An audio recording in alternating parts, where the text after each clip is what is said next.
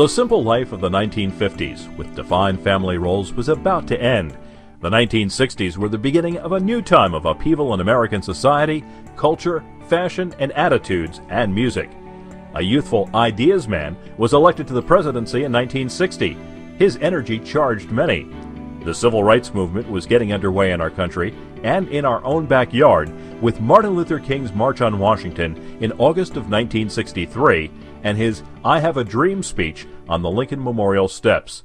I have a dream today. There was a growing attitude of permissiveness in society, long hair, rock bands, and a more liberal view of sex, drugs, and music. On the home front in metropolitan Washington in 1964, an astute and educated parent of 3 high and junior high school aged children attending Landon School and Holton Arms School was concerned about the lack of supervision during parties, growing promiscuity of the era, the influence of drugs and alcohol, and the rise of teenagers demanding more freedoms and parents relinquishing their control. Led by Mrs. Leslie Douglas, a small group of friends with children in area independent schools gathered together to begin a discussion regarding the difficulties of raising children in a society of rapidly changing mores.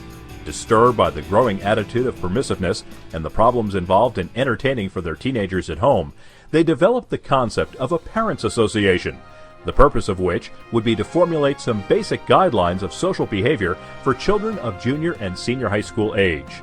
With support from a few school administrators, the Parents' Council of Washington was officially established. Known as the Council in the early years, today the PCW will do.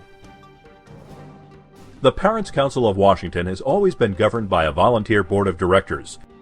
In the last 50 years, there have been 26 dedicated women who have served as president of PCW and an untold number of board members and school representatives.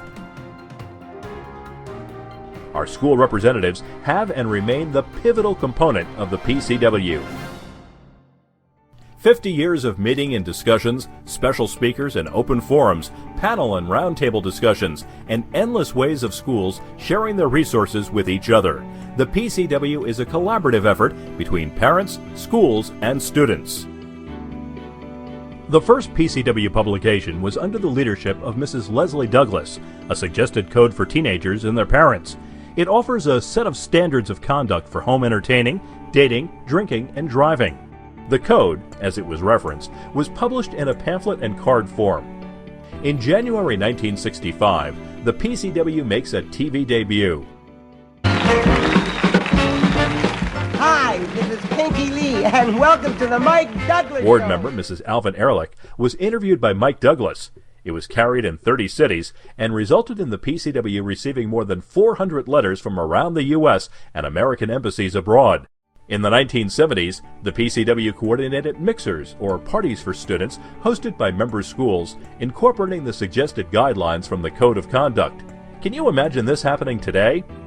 A milestone for the PCW was in 1972 with the first volume of its long-running popular publication, Changing Trends.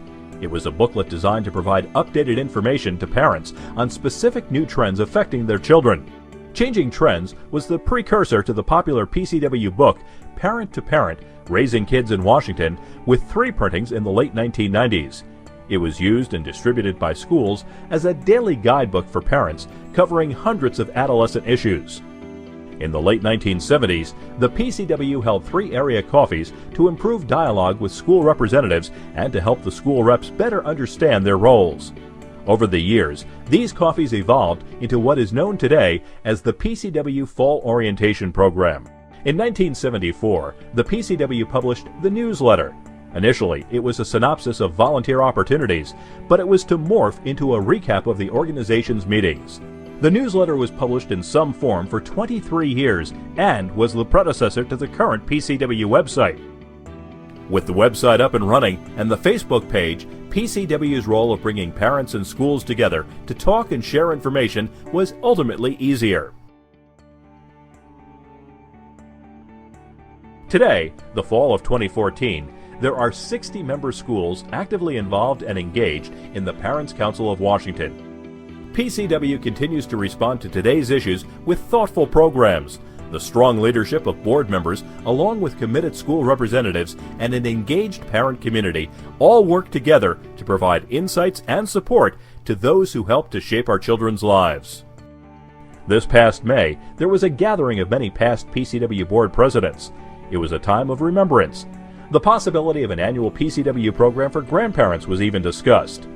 The luncheon was a touching experience, and it provided a greater understanding of the depth, passion, and will of the PCW and its leaders.